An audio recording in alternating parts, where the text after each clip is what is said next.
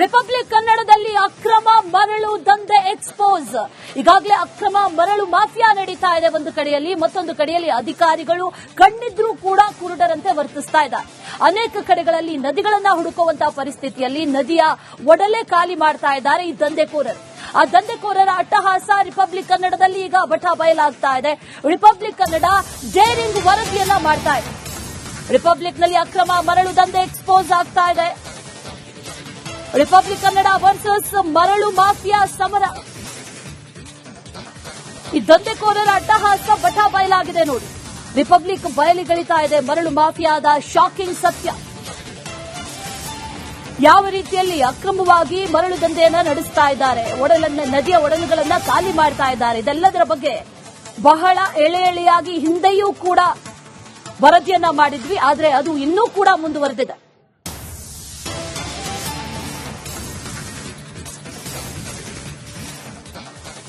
ಯಾದಗಿರಿಯಲ್ಲಿ ನಿರಂತರವಾಗಿ ಈ ಮರಳು ಮಾಫಿಯಾ ಎಗ್ಗಿಲ್ಲದೆ ನಡೀತಾ ಇದೆ. ಅಧಿಕಾರಿಗಳ ಗಮನಕ್ಕೆ ಬಂದಿಲ್ವಾ ಅಂತ ಕೇಳಿದ್ರೆ ಅಧಿಕಾರಿಗಳ ಗಮನಕ್ಕೆ ಬರದೇ ಏನು ಅಲ್ಲಿ ಹಿಟಾಚಿ ಜೆಸಿಬಿ ಎಲ್ಲವನ್ನೂ ಬಳಸಿ ಅಕ್ರಮ ಮರಳು ದಂಧೆಯನ್ನ ಮಾಡಲಾಗ್ತಾ ಇದೆ. ಕೃಷ್ಣಾ ನದಿಯಲ್ಲಿ ಎಗ್ಗಿಲ್ಲದೆ ಮರಳು ಗಣಿಗಾರಿಕೆಯನ್ನ ನಡೆಸಲಾಗ್ತಾ ಇದೆ. ಹಯ್ಯಾಳ ಬಿ ಗ್ರಾಮದಲ್ಲಿ ದಂಧೆಕೋರರ ಅಟ್ಟಹಾಸ. ಯಾದಗಿರಿಯ ಶಹಾಪುರ ತಾಲೂಕಿನ ಹಯ್ಯಾಳ ಬಿ ಗ್ರಾಮ, ಅಲ್ಲಿ ಅಕ್ರಮವಾಗಿ ಮರಳು ದಂಧೆಯನ್ನ ನಡೆಸ್ತಾ ಇದ್ದಾರೆ. ಅಕ್ರಮವಾಗಿ ಮರಳು ದಂಧೆ ಮಾಡ್ತಾ ಇರೋದು ಅಧಿಕಾರಿಗಳ ಗಮನಕ್ಕೆ ಬಂದಿಲ್ವಾ? ಹಾಗಾದ್ರೆ ಬಂದ್ರೂ ಕೂಡ ಸುಮ್ಮನಿರೋದು ಯಾಕೆ? ಕೃಷ್ಣೆಯ ಒಡಲು ಖಾಲಿ ಆಗ್ತಾ ಇದೆ, ಎಗ್ಗಿಲ್ಲದೆ ಮರಳು ಮಾಫಿಯಾ ನಡೀತಾ ಇದೆ.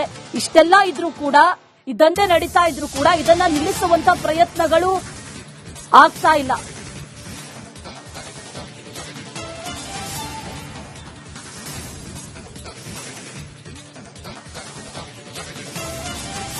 ಯಾದಗಿರಿಯಲ್ಲಿ ಇಂಥ ಅಕ್ರಮ ಮರಳು ದಂಧೆ ನಡೀತಾ ಇದೆ.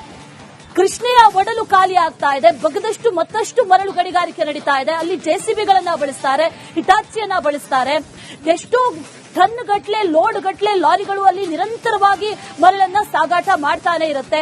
ಅಧಿಕಾರಿಗಳ ಗಮನಕ್ಕೆ ಬಂದಿಲ್ವಾ ಅನ್ನುವಂತಹ ಪ್ರಶ್ನೆಯನ್ನ 4ನೇ ಬಾರಿ ಮತ್ತೆ ಕೇಳ್ತಾ ಇದೀವಿ. ಯಾಕಂತಂದ್ರೆ ಇದೆಲ್ಲವೂ ಕೂಡ ಅಧಿಕಾರಿಗಳ ಮೂಗಿನ ನೇರಕ್ಕೆ ಹಾಗಾದ್ರೆ ನಡೀತಾ ಇದೆಯಾ ಅನ್ನುವಂತ ಪ್ರಶ್ನೆ ಈಗ ಕಾಡ್ತಾ ಇರೋದು. ಎಲ್ಲರಿಗೂ ಕಾಣಿಸುವಂತ ರೀತಿಯಲ್ಲಿ ಈ ದಂಧೆ ನಡೀತಾ ಇದೆ. ರಾತ್ರಿಯಲ್ಲೋ ಅಥವಾ ಯಾರಿಗೋ ಗೊತ್ತಾಗದಂತೋ ಈ ಮರಳು ಮಾಫಿಯಾ ನಡೀತಾ ಇರೋದಲ್ಲ.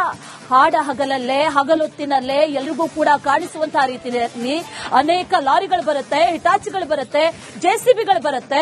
ಇದೆಲ್ಲದ್ರಿಂದ ಮರಳನ್ನ ಬಗೆದು ಲಾರಿಗೆ ತುಂಬಿ ತಗೊಂಡು ಹೋಗ್ತಾರೆ. ಯಾವ ರೀತಿಯಾಗಿ ಕೃಷ್ಣೆಯ ಒಡಲನ್ನ ಖಾಲಿಯಾಗಿಸಿದ್ದಾರೆ ಅನ್ನೋದನ್ನ ಗಮನಿಸ್ತಾ ಇದ್ದೀವಿ. ಆ ನದಿಯ ಮಧ್ಯದಲ್ಲೇ ಒಂದು ರಸ್ತೆ ಮಾಡ್ಕೊಂಡಿದ್ದಾರೆ. ಆ ರಸ್ತೆ ಮಾಡ್ಕೊಂಡಿರೋದು ಏನಕ್ಕೆ ಅಂತಂದ್ರೆ ಮರಳನ್ನ ಸಾಗಾಟ ಮಾಡೋದಕ್ಕೆ. ರಾಶಿ ಹಾಕಿರುವಂತಹ ಮರಳು ಇದೆಲ್ಲವೂ ಕೂಡ ಲೋಡ್ ಆಗುತ್ತೆ ಲಾರಿಗಳಿಗೆ. ಅದನ್ನ ಬಗಿತಾ ಇರೋದು ಜೆಸಿಬಿಗಳು, ಹಿಟಾಚಿಗಳು.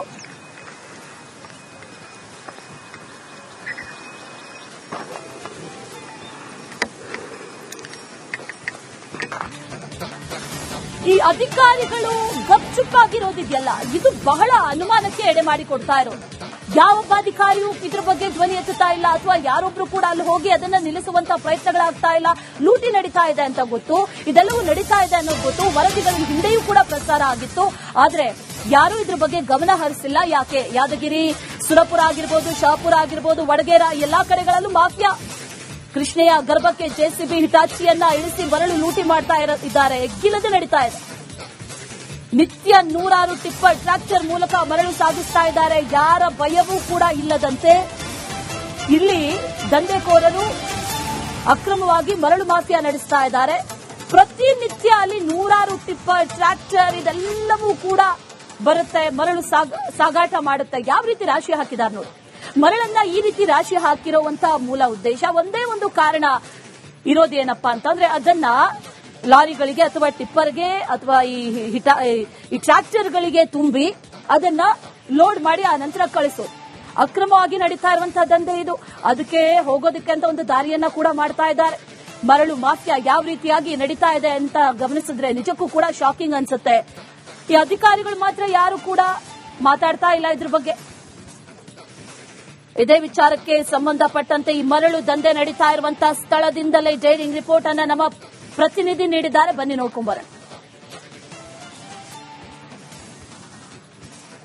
ಬೇಸಿಗೆ ಆರಂಭವಾಗ್ತಾ ಇದ್ದಂತೆ ಯಾದಗಿರಿ ಜಿಲ್ಲೆಯಲ್ಲಿ ಮರಳು ಮಾಫಿಯಾ ದಂಧೆಕೋರರು ಮತ್ತೆ ತಮ್ಮ ಆಟಾಟೋಪವನ್ನ ಮುಂದುವರಿತಾ ಇರುವಂತದ್ದು. ಯಾಕಂತಂದ್ರೆ ಯಾದಗಿರಿ ಜಿಲ್ಲೆಯ ಎರಡು ಪ್ರಮುಖ ನದಿಗಳಾಗಿರ್ತಕ್ಕಂಥ ಕೃಷ್ಣಾ ಮತ್ತು ಭೀಮಾ ನದಿಯಲ್ಲಿ ಮರಳು ದಂಧೆಕೋರರು ಅವ್ಯಾಹತವಾಗಿ ಮರಳು ದಂಧೆಯನ್ನು ನಡೆಸ್ತಾ ಇರುವಂತದ್ದು. ಸದ್ಯ ನಾನಿರುವಂತದ್ದು ಯಾದಗಿರಿ ಜಿಲ್ಲೆಯ ಶಹಾಪುರ ತಾಲೂಕಿನ ಹಯ್ಯಾಳ್ಬಿ ಅನ್ನುವಂತ ಒಂದು ಗ್ರಾಮದಲ್ಲಿದ್ದೀನಿ. ಈ ಒಂದು ಗ್ರಾಮದ ಹೊರವಲಯದಲ್ಲಿರತಕ್ಕಂಥ ಕೃಷ್ಣಾ ನದಿ ಏನಿದೆ, ಈ ಒಂದು ಕೃಷ್ಣಾ ನದಿಯನ್ನ ಅಕ್ರಮ ಮರಳು ದಂಧೆಕೋರರು ಬಗೆದು ಬಾಚಿಸ್ತಾ ಇರುವಂತದ್ದು. ತಾವೇನು ಆ ದೃಶ್ಯಾವಳಿಗಳು ಕೂಡ ಗಮನಿಸ್ತಾ ಇದ್ದೀರಿ. ಇಲ್ಲಿ ಸಾಕಷ್ಟು ಪ್ರಮಾಣದಲ್ಲಿ ಆ ಮರಳಿದೆ, ಆ ಮರಳನ್ನ ಇಲ್ಲಿ ಸಂಗ್ರಹ ಮಾಡುವಂತ ಕೆಲಸವನ್ನ ಮಾಡ್ತಾ ಇರುವಂತಂದ್ರೆ ಈ ಒಂದು ಹಗಲೊತ್ತಲ್ಲಿ ಈ ರೀತಿಯಾದಂತಹ ದಂಧೆಯನ್ನ ಬಂದ್ ಮಾಡ್ತಾರೆ. ಆದ್ರೆ ರಾತ್ರಿ ಹೊತ್ತಲ್ಲಿ ಈ ರೀತಿಯಾಗಿ ಆ ಮರಳನ್ನ ಸಂಗ್ರಹಿಸಿ ಆ ಒಂದು ಮರಳನ್ನ ರಾತ್ರಿ ಟ್ರ್ಯಾಕ್ಟರ್ ಮತ್ತು ಟಿಪ್ಪರ್ ಮೂಲಕ ಬೇರೆ ಬೇರೆ ಕಡೆಗೆ ಸಂಗ್ರಹಿಸಿ ಇಲ್ಲಿಂದ ಕಳಿಸುವಂತ ಕೆಲಸವನ್ನ ಮಾಡ್ತಾರೆ. ನಾನು ನಿಮ್ಗೆ ಈ ಕಡೆ ದೃಶ್ಯಾವಳಿಗಳು ಕೂಡ ತೋರಿಸ್ತಾ ಹೋಗ್ತೀನಿ. ಯಾವ ರೀತಿ ಅಂತಂದ್ರೆ ಆ ಸಂಪೂರ್ಣವಾಗಿ ಈ ಒಂದು ದಂಧೆಕೋರರು ಆ ರಸ್ತೆಯನ್ನೇನು ಈಗಾಗಲೇ ಈ ಒಂದು ಕೃಷ್ಣಾ ನದಿಯಲ್ಲೇ ಮಾಡ್ಕೊಂಡಿರುವಂತದ್ದು ತಾವೇನು ನೋಡ್ತಾ ಇದ್ದೀರಿ.